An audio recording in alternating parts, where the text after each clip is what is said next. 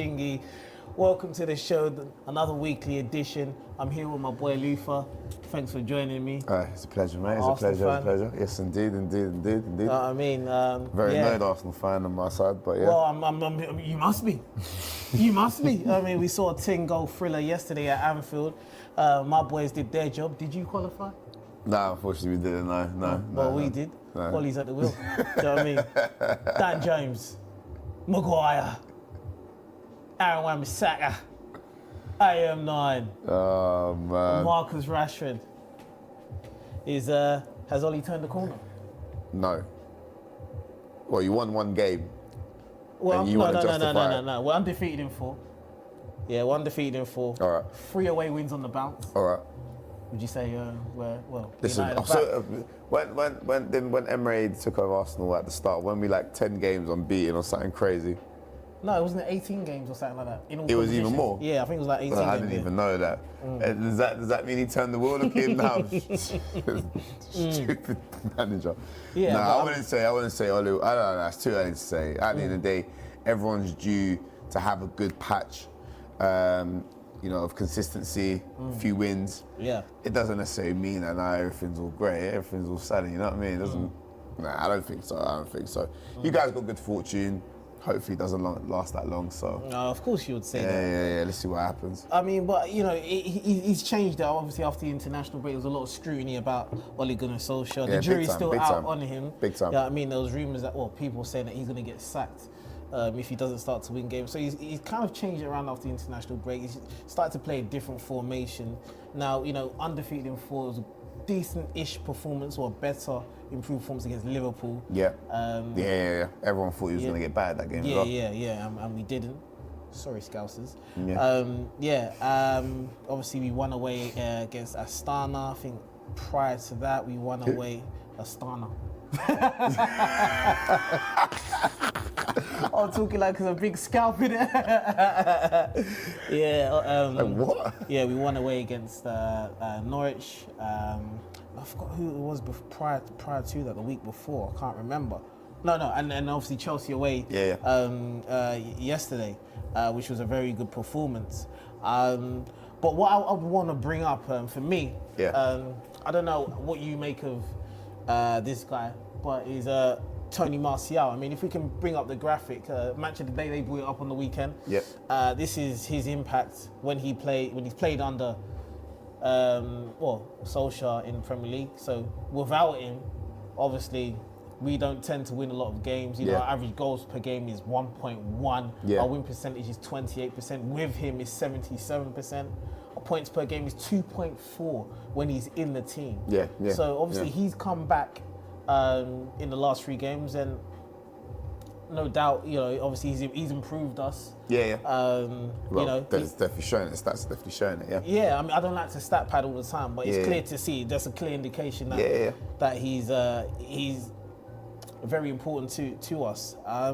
Would you say he's someone that can propel Manchester United into the top 4 this season? The thing is, if him and Rashford stay fit. Listen, they've got and the Dan talent. James. Yeah, they've got the that guy, Dan James, he's a funny one because his pace is so threatening that, he could cause havoc for any team. But I would never, not never, let me not say never, but I wouldn't go as far as saying that he could be the next best thing. And this is another thing that I'm going to touch upon with Martial and Rashford. And I was saying this to you not too long ago, especially in regards to Rashford, where when he first burst into the scene, I was thinking, hey, United have got a problem. They've got a kid in their hands. Especially that goal he scored against West Ham, where he just took on 2 people, top corner. Top bins, yeah. That was an attitude that I thought, you know what, this is a hungry player that wants to come in and become a legend. Now you fast forward, 2 years on or 3 years on since then, would I say that, Rashford is living up to that hype? Personally, at this point in time, not so much. And it's a shame because I reckon he could actually be a really, really good player. Same with Martial. I felt like Martial when he first came to United, you know, he had that Hornery-esque kind of, you know, ability to him where he was taking people on and je ne sais quoi. And you know, his finishing was sublime. Like he actually had quite a good race. Started off very, very well for you lot. Whereas now I feel like things, let's see, I feel like it's catching up to them with the hype that first came with them when they joined and when it was sparkling, and now it's like they haven't done that for a while. You as a neutral, obviously, because you being an Arsenal fan, you're not going to be too well invested in Manchester United's current affairs. But you as a neutral, would you say that basically the chopping and changing of managers kind of hindered their progression in a way? Because obviously they both started under Louis van Gaal. Yeah. And I mean, you know, you got Jose Mourinho. Jose Mourinho came into the team. Yeah. Chopping and change. He likes to target man, playing them out on the wing and stuff like that. And then obviously now we've got Solskjaer, who's putting his faith in those two to lead the line. Obviously, it's a shame that Martial got injured this season. Rashford was a bit burnt out, but now they're going to get consistency. Yeah. So, would you agree with the premise that because they had two previous managers who were chopping and changing the team, that their development was hindered? Yes and no. Yes and no. Yes, because at the end of the day, you know, if you want to play in your desired position, you're not playing there. There's only so much you can do. Yes, for sure, you're limited to what you can actually give to the team. However, at the same time, you're a professional footballer, and sometimes you have to take matters in your own hands. You can't always just depend on things going your way all the time. You know, it's like with Ashley Young. At the end of the day, he is a winger, but it got to a point where he was going to get sold, and in order for him to stay in the team, what happened? He started playing left back, and he was doing a pretty good job for you guys playing left back. So you have to sometimes take matters. Like now, he's the captain of United. I'm sure if anyone was to sit back, looking at him though, of course you're thinking, why, mate? We're going to touch on the other side of captaincy, but in terms of in terms of this example, you know, someone was to talk to Ashley Young about his journey in United. I'm sure no one will blame him. Like, listen, like I'm about to leave my United. This is one of the biggest clubs in the world. Of course, I'm going to try, play my heart out for the team and see what else I can give in order for me to still continue and play in this club. And he did so by moving to left back. Now, these players can't also just be like, whatever, I'm not really playing in my position, therefore I'm not, being able to show my talent. You're playing for United, mate. It's true. You're playing for United at the end of the day. And there's always been, talk about Martial's attitude. I mean, people were saying, like, I used to have a joke. I didn't hear about that. What? No, about his attitude in terms of how, he's not really hungry. Okay. To get goals. Also play football, like he can be out for like 4 weeks with a scratch on his hand. Do you know what I mean?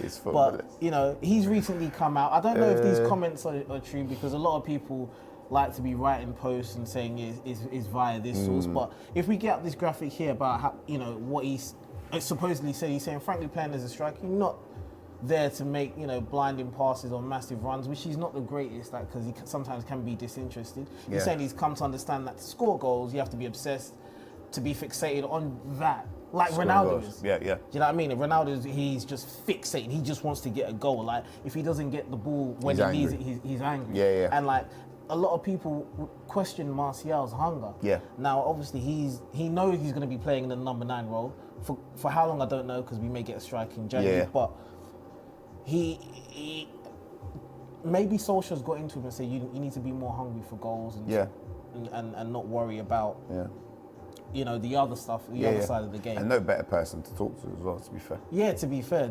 Have you ever thought that he's had an issue of being hungry as a player? Well, the thing is, in this day and age. Oh, dude. Yeah. Oh, dude. We didn't plan that. In this day and age, right? Footballers are spoilt to such a point where no matter what, whether he scores, he doesn't score, whether he starts, doesn't start, He's going home in a nice car. He's got a nice house waiting for him. You know, everything's sorted. He knows he's gonna come to training the next day. You know, Christmas, New Year's, birthdays, everything's planned out for him. He could do whatever he wants. And, you know, trying to still be hungry when your environment is pretty much made for you, it's another level, it's another step. And this is why, you know, we look at Messi and we look at Ronaldo, we've been looking at them for years because they've still managed to set those standards.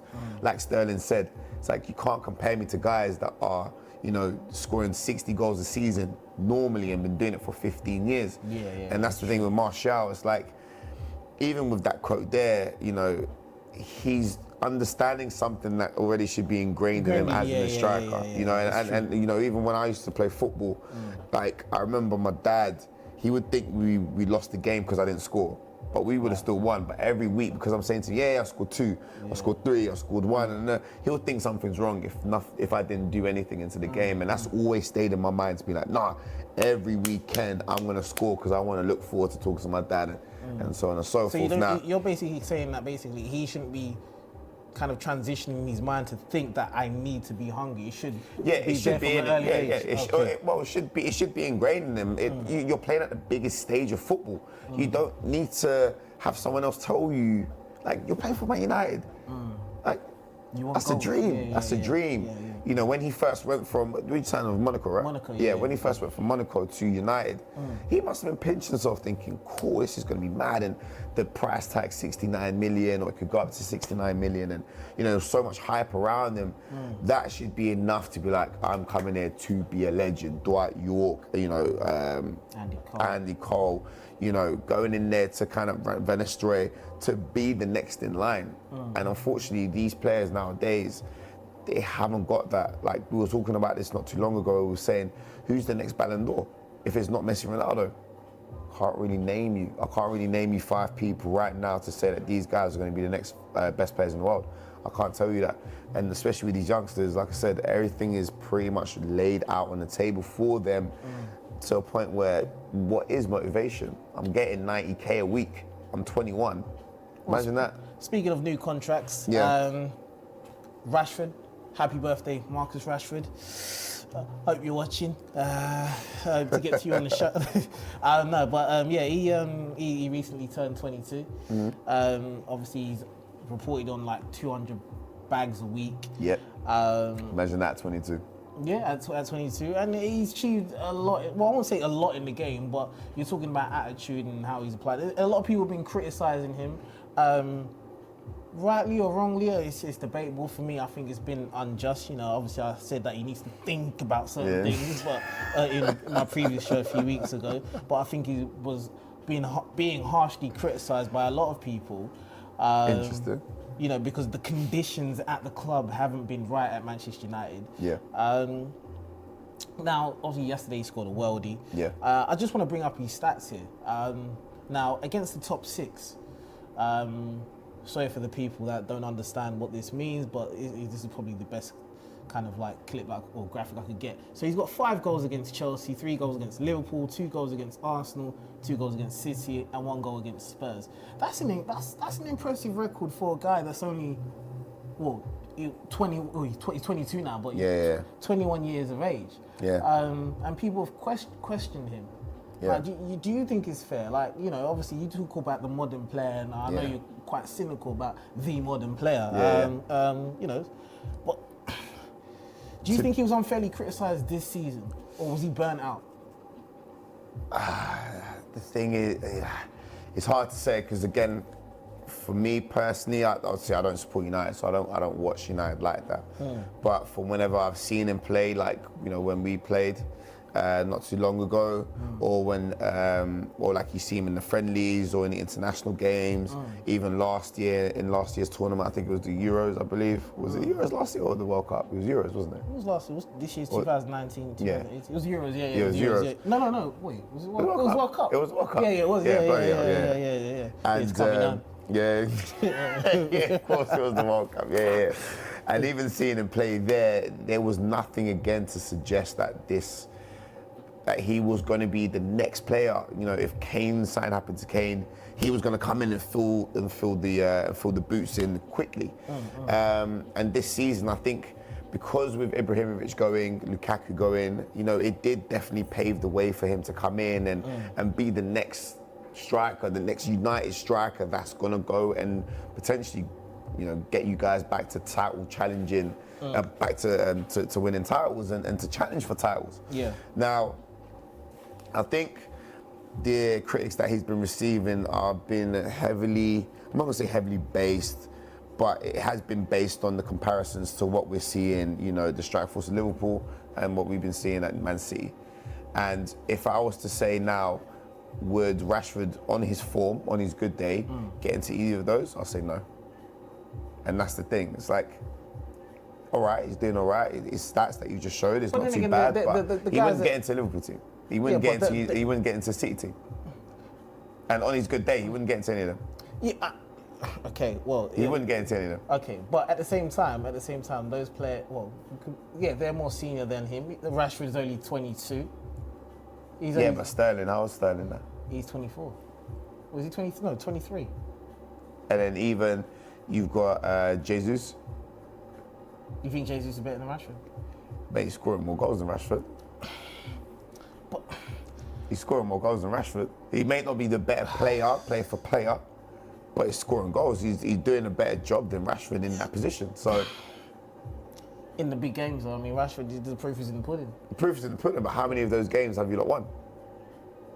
We'd have to contact Opta. We'd have to contact Opta for that That's one. another stat that I would be very intrigued to see, because obviously it's well and good that he's scoring against big teams, but if you're not winning them, then you can't necessarily make it very personal for yourself and be like, well, you know, I scored 4 goals against this team, but if you haven't won any of them, I'm sorry, mate, you still didn't do enough. Well, I've said, basically, because he wanted 200 bags, he wanted to play up top. He's not going to play up top. Solskjaer sees him as left of a 2 up front or from the left-hand side. Yeah.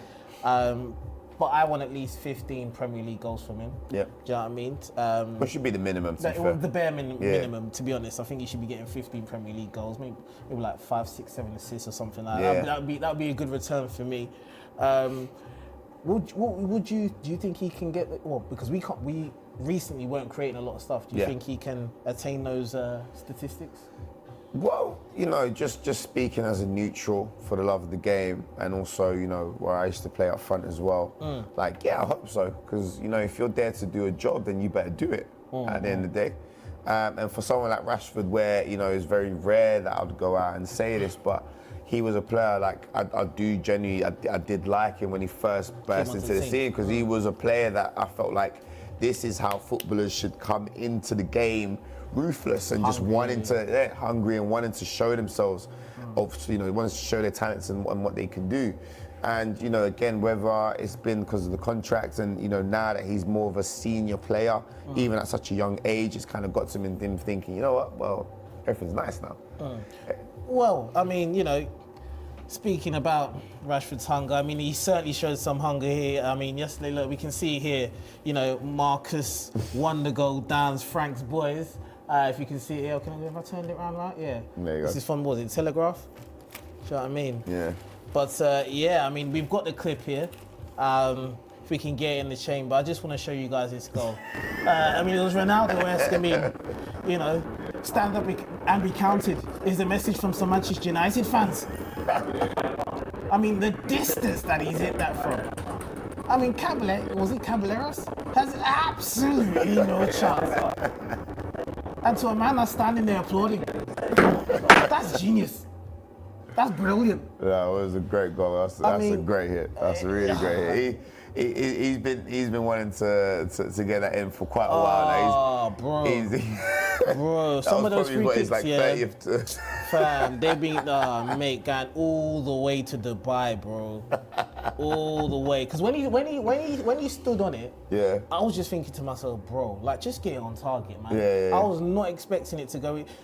Can we get back on screen again? Because I mean, I think, you know, it was so good that we got to show it again twice. I mean, what would you say? Which one would you say was better, Ronaldo's or? I think Rashford's one definitely had a bit more movement. Yeah, but I think at the time, because that technique was so unheard of. Unheard of, yeah. You know, you'd have to say Ronaldo, and the fact that, you know, we're talking about one of the best keepers at the time in the Premier League, and David James. David James. For him to not even want to dive as soon as it left his foot, David James was looking at it like, fair enough, man. Yeah. Good goal. Well done. Yeah. You know what I mean? Whereas Rashford, obviously, like we said, we know he's been attempting that game, like week in, week out. Finally he's been smashing it all over the place. He's been hitting it everywhere, and now for him to finally get that. One landed in my office, mate. I tell you. Landed in my tea. Oh, Jesus. Yeah. I'm a fair player. Great goal. Great goal. Yeah, and I just feel like he seems a bit more confident now with Martial back in the team. So I mean, hopefully it's a sign of things to come. Yeah. I mean, in the Premier League, I think he's ahead of Mane and Salah.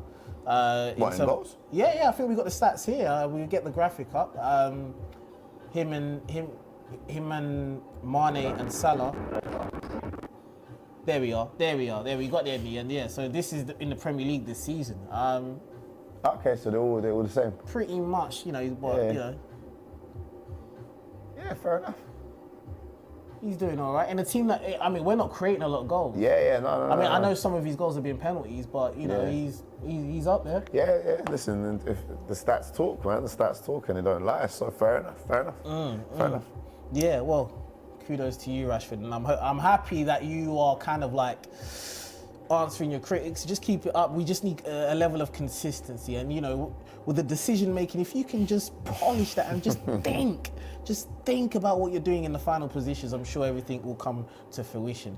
But yeah, I mean, obviously, I've got you here as an Arsenal fan. You guys have been the talk of the week.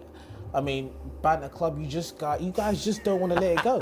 I mean, just when you're handing it over to another team, you know, I thought you was handing it over to us at one point. You just seem to just take it back. Yeah. Just take it back. Yeah. Oh, sorry, mate. Yeah. Sorry, That's not for you. Yeah. That's for us, mate. That's for us.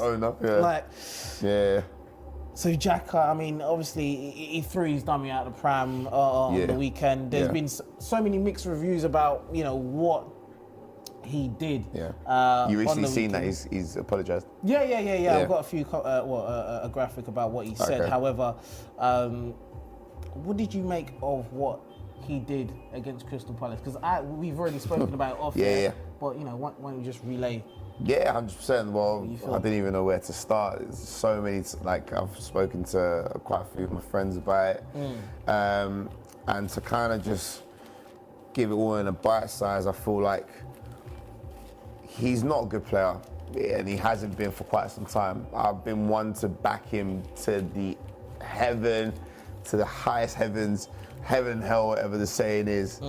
And, you know, unfortunately, he's just come up short each and every time that I try to literally have his back. Now, with this situation, it frustrates me more and more, you know, because of the fact that, one, of course, he's human, and I get that. I get the side of the argument where, at the end of the day, if you've got 60,000 people that are booing you, and for what he's been through in regards to, you know, threats to his wife and, you know, threats to him and everything like that, to his child, you know, of course, it's uncalled for. And there's nothing that he's done to even justify those kind of actions or even those type of insults at all.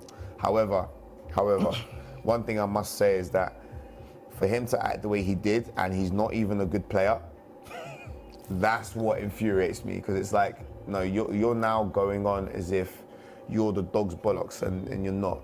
You're literally, like, you're so fortunate to play for Arsenal for as long as he has, and the fact that he's the captain, you know, it even draws more questions to why he'd act in that way. And he was very selfish to do what he did. However, was he selfish though? Yeah, very, because at the end of the day, when you look at the clip, the boos didn't happen straight away. It happened because he was taking his time coming off the pitch. And then he started cupping his ear, and then the boos started coming along. Do you think he kind of like realised that at the time? Or No, I think at that time... He was just, at that time, when he was walking up to people, when he got substituted, all his, you know, hidden emotions came to the surface. Well, It's probably all of that, because apparently now I saw an article today saying that he was actually frustrated before the game. So I'm sure things have been welling up within him, and that just kind of set it all off. And I think that was even mentioned in the statement that he brought out recently today. Yeah, well, we've got a graphic here of what he said. He said, you know, my feeling not being understood by fans and repeated abusive comments at matches in social media over the last weeks and months have hurt him deeply. Yeah. But then equally, I think abuse of his pregnant wife. Yeah, that's uncalled for. Again, that's uncalled for. I don't know when she had the baby, but I hope she gets cancer or something. Throwing coins at his car when his wife is in the car. Yeah, in the car. I mean, that is uncalled for, and for those that have been acting that way, like, you know, you're just sad, and you shouldn't really even dare to put someone else's life in jeopardy, especially when it's something that, you know, we're talking about football. This is just an entertainment sport. It's not as if, like, it's not personal. It's not personal. He doesn't know you. You don't know him. Of course, you have that bond because of the passion that you have for the club.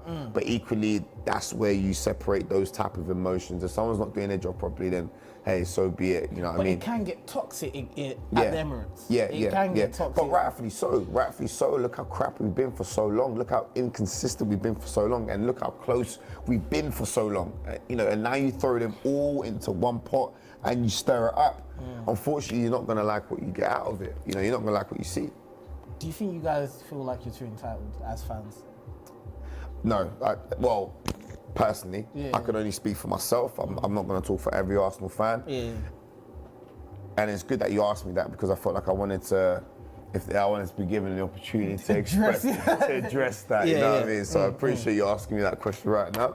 For me personally, how I see this is that I feel like as fans, we're actually probably the most,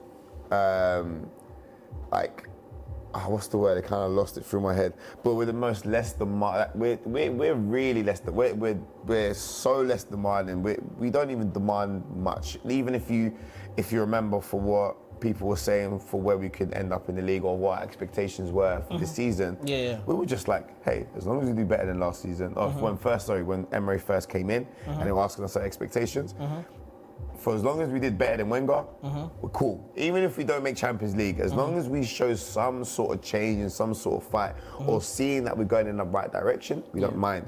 Now, obviously, things haven't, as the expectations has gone up that little bit more, because one, the signings, but also two, knowing that we were so close in missing out in the Champions League last season. Getting to the Europa League final and things like that, knowing that we're literally one more defender away or attacker away, and now we've got both of them this season, and yet we're still playing bad. Of course, the demand's the demand isn't now a demand, it's frustration, because you've given us what we want. Signings, great signings like that, for what we can get anyway. And yet we're still not achieving the heights that we know we can get to. And especially this season in comparison to last season, I remember saying this to you off air, that Tottenham game was probably the best I've ever seen Arsenal play, and I've never seen that since. Like, not even a glimpse of that since.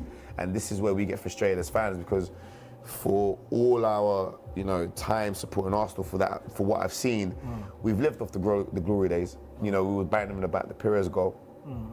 When do you think we're ever going to get a player like Perez? I can't see it. I can't see any of these players at the moment being like Perez, and that's the thing. Arsenal set such a standard where now we're not even close to that. Nah, okay, fair enough. But do you feel like, obviously, you say, like, you know, you feel like you're close, you've got better players now. Yeah. Do you think Xhaka feels at this moment in time like he's being made the scapegoat? Well, his performances are definitely saying so. But isn't that should be the responsibility of Unai. Good evening, by the way. Good evening. Good evening. Yeah. Good evening. It's a strange decision. Good evening. But yeah, shouldn't that be on Unai to recognise that he's not doing the business? Yeah, get him off. And he's got to get him off. If his mind's not right, you should be able to recognise that as a manager. Yeah, 100%. Do you know what I mean? And that's where your people skills come into play. Yeah, 100%. Do you know what I mean? 100%. So, you know, he's not doing the business. I mean, Torreira's been on the bench, you know, on a few occasions. Ozil's not been on the pitch. Yeah, and even that's a whole conspiracy in itself. Yeah, I mean, because I think, let me get up this next graphic about what Xhaka said anyway, if we can get that up. Now, obviously, on the situation, he says that he let himself get carried away and reacted in a way that disrespected the group of fans that support your club, the team, and himself with positive energy. And he says that wasn't his intention. He's sorry if that's what the people thought. Yeah. Now, I go back to him feeling that he's, being made the scapegoat for Arsenal's misgivings at this moment in time. Yeah.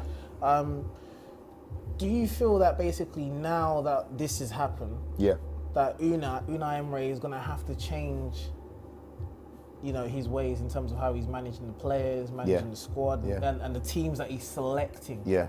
Well, I hope so. However, it shouldn't take that. It shouldn't take that to now start making changes and realizing, a lot of the things that you thought was right is actually wrong. And the annoying thing is the results were showing that. So it's not as if we were playing good and Xhaka was just playing bad in all the good games that we had or in the games that we won. We've only lost now 3, but in 2 games in the league, and obviously this was our 3rd loss of the season. But even if you look at the games that we've won, I can't tell you one that I can remember vividly being like, well, we played them off the park apart from Burnley. But apart from that, I don't even remember that game. That's how bad it is. That's what I'm saying. I don't even remember that game. That's what I'm saying to you. So we haven't played that well for me to sit here and tell you that, okay, it's harsh that he's the scapegoat, but his performances aren't up to par. So it's easy for him he's made himself a target because his performances are just not there. Okay, like I said, I'm an outsider looking in. Yeah. For me, right, I said this last weekend. I don't want, because there's a few people that say, I'm obsessed with Arsenal. No, I'm not. I'm not. Basically, Arsenal have been in the news this week. We was talking about I had an Arsenal fan on the show last week, so I've got another Arsenal fan on this show. I don't need to justify myself anyway. Yeah, you keep your thoughts to yourself. Just comment below.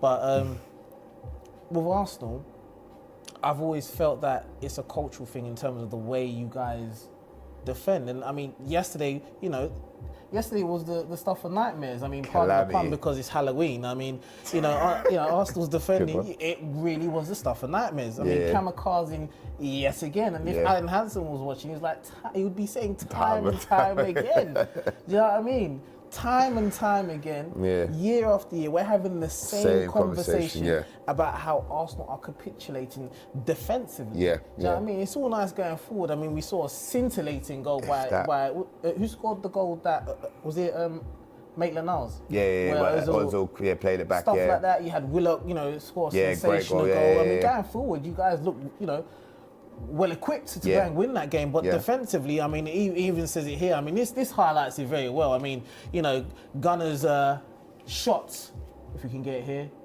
here, shot down by their own, is it fragility? And it's the same old story. It's the same old story indeed. What can you tell me about that? Well, for me, that's obviously down to the man. I say obviously as if it's the only one thing. It's in one game, 3-1, 4-2, 5-4 in one game, and you're telling me we still came out and lost that game. Like, that's what I'm saying. I can't. How do you explain that? I personally can't. But you look at the game and you can see where so many errors went wrong. It was just like, no one's actually just trying to. It was a horror show. A catalogue of errors. But this is where this whole thing where we talk about leaders, this is where again it was shown yesterday. If we had someone just to pull everyone in and be like, mate, just do your job. Just do your job. Like it's 3-1, sharp, then that's it. This is what we're now gonna do, hold the ball. We're just gonna play them off the pitch. At 4-2, guys, we conceded or whatever. 4-3, guys, let's really sharp shot. 5-4. Even if just for like 10, 15 minutes, you just park the bus, park the spaceship. The coach. Everything. Yeah, everything. Like just park the bus and even after, I think you was even gonna say the same thing. Even after obviously getting it back to, they got it back to 4-4, then you went 5-4 up. Even at that moment in time, you're thinking, okay, you're a few minutes away, literally about a minute. Do you know what I mean? Yeah. And that's what frustrates me more so, especially when you've got youngsters on the pitch. This is where we needed, Rob Holding, Mustafi, Bellerin, your captain. We needed even a Guendouzi, as much as he's still young, but you can tell he's got that grit about him to, get at plays. He gets frustrated if players miss. He gets frustrated if players do a bad ball. He gets frustrated if he doesn't see the ball, if something goes wrong. This is where we need to look at these players, but also as well, Emery, if you've got Pepe and Lacazette on the bench, play them. Now imagine 4-2, we're winning, you take Ozil, you put on Pepe. Imagine Liverpool, how they're gonna feel. And it's little things like that where it's like, I'm saying this as just a fan. You're the manager, you should know these things. And that's what frustrates me even more. It's like, there's so many things that make sense that the manager doesn't do. You're taking off Ozil to put on Guendouzi. And at the time, I remember the commentators saying that that's actually a smart move because obviously Liverpool were just going through our midfield like no tomorrow. But equally, it's like, no, why not also just put an attacker? Because now they're going to fix you. Okay, we can't go forward like this now. Because now we have to drop back. We've got Lacazette on the pitch. He can score. We've got Pepe on the pitch. He's on form. Rather than it being another midfielder, Liverpool are going to think, go. We're just going to keep peppering them. We're just going to keep peppering them. And that's the thing. It's like, isn't Emery thinking about those possibilities as well, rather than just thinking, all right, you know what? Okay, you go here, you go here, you go. Look at Klopp. I remember I was talking to Patrick, and Patrick was like, Klopp's talking to his players like, go on, mate, enjoy yourself.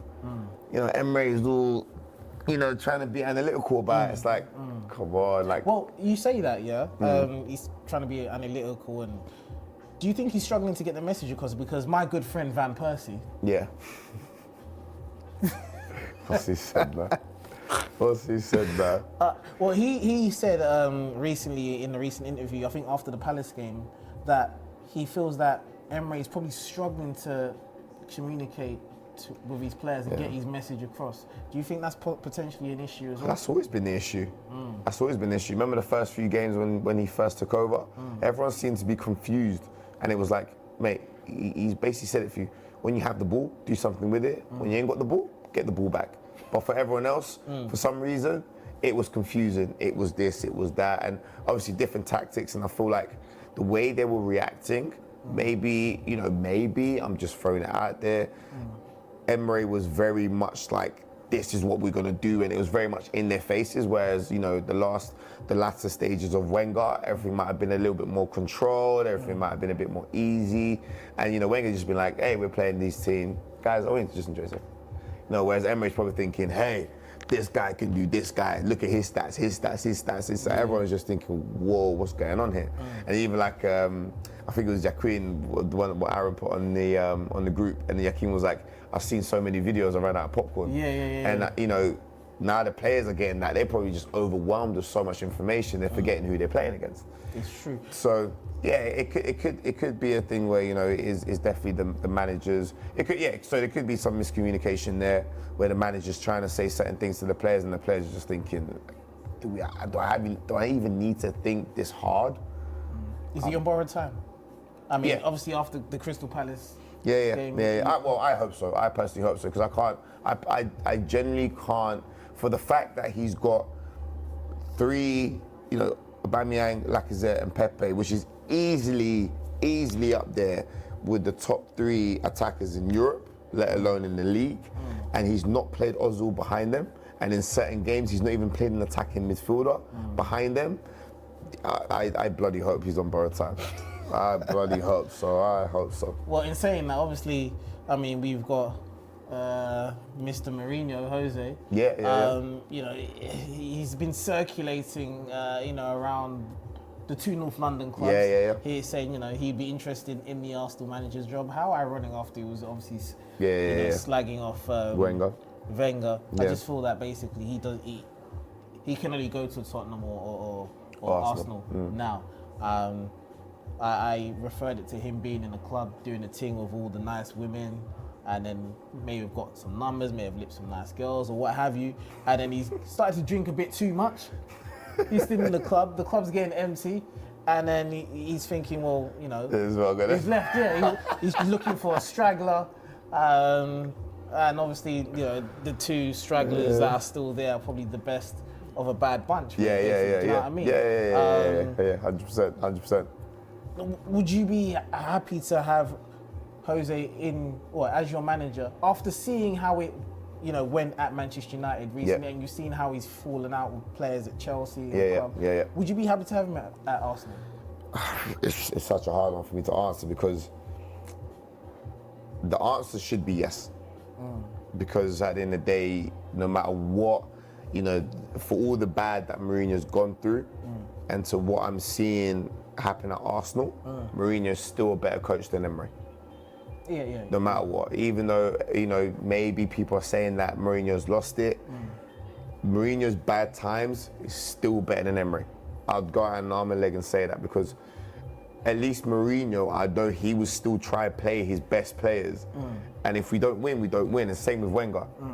But you Arsenal fans have always, thought, you've always wanted to, as Andy Tate would say, play a Barca style of play, or in a similar way, in similar fashion. Yeah. Now, under Jose Mourinho, it's going to be more pragmatic. Do you know what I mean? Obviously, he's going to be more about getting a result. Yeah. I mean, I don't know whether Rather that.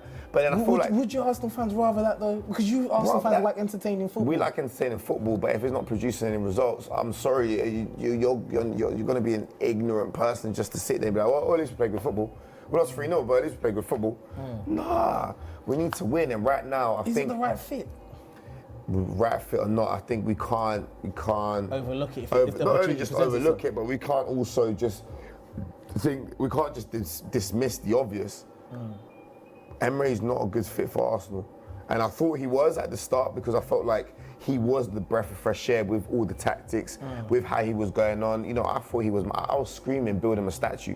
He came in. I remember saying it. Iwobi gone, Ramsey, Wilshere. These are players that I didn't feel like could make the grade at Arsenal. He came in and just got rid of them. I love that. Yeah. Now I'm looking back and I'm thinking, actually, with how Xhaka's been playing, I would love Wilshere on the pitch right now. I would love Ramsey on the pitch right now. You know what I mean? When Pepe was going through his dry spells, dare I even say it, I wouldn't mind Iwobi coming off the bench. In comparison to Saka. Now imagine if it was Iwobi, so that last goal that Liverpool ended up equalising, imagine if it was an Iwobi. He definitely wouldn't have let that person go and cross that ball in. So it's little things like that where it's like, okay, now looking back at certain decisions that we made, actually, were they the best decisions? Probably not. To leave us in the position that we're in now, it's probably come back to, and again, dare I say it, to bite us in the butt. So, bite you in the bum, yeah. Well, testing times for Arsenal, because big time. You've got Wolves at home next. And that's not going to be easy. And then Leicester away. And that's definitely not going to be easy. They're just playing people off the park. Yeah, and Jamie Vardy's going to be having his party up. Yeah. James Madders. And I'm sure he'll... Chillers as well, Ben Chillers. Yeah. Even the Belgian kid as well. So was it Sonichu? No. Tillmans. Yeah. They're doing he's been a problem as well. I know it's testing times. I mean, obviously, let the bad times roll on, because I enjoy it. Yeah, I bet you do. I bet you do. You guys capitulating, because I had a bad month. Last month, I didn't really want to talk about. Imagine having bad years now, mate. Yeah, I know. To your month, we have years. Yeah, no, really and truly. But I mean, I'm sure it's going to be a roller coaster of a season. But thanks for joining me. Yeah, thanks for having me, man. Yeah, testing times for Arsenal. Man United, just remember, Wally's at the wheel. Dan James, Maguire, Aaron Wan-Bissaka, the boys, mate, Scotty McT. Scott McTominay, mate, he's been a revelation, mate. Scotty McBusquets, mate. But I'm not getting gas. I'm just happy that I'm not saying we've turned the corner, but we've had a few good results.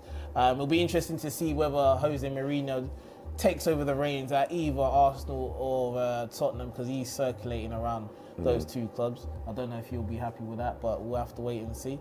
But yeah, I mean, Luther, where can they find you? Instagram, g.s.training.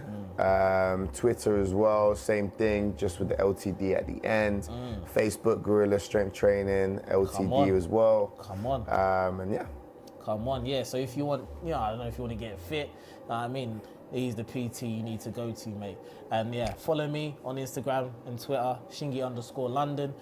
Follow the score on Twitter, YKT is football. Follow it on Instagram, it's the same handle. And make sure you subscribe. Hit that subscribe button. Make sure you share it, like, and leave your comments below. And if you want to be a guest on the show, just hit me up. Yeah, we'll talk football. But at this moment in time, it's been the score. We're out.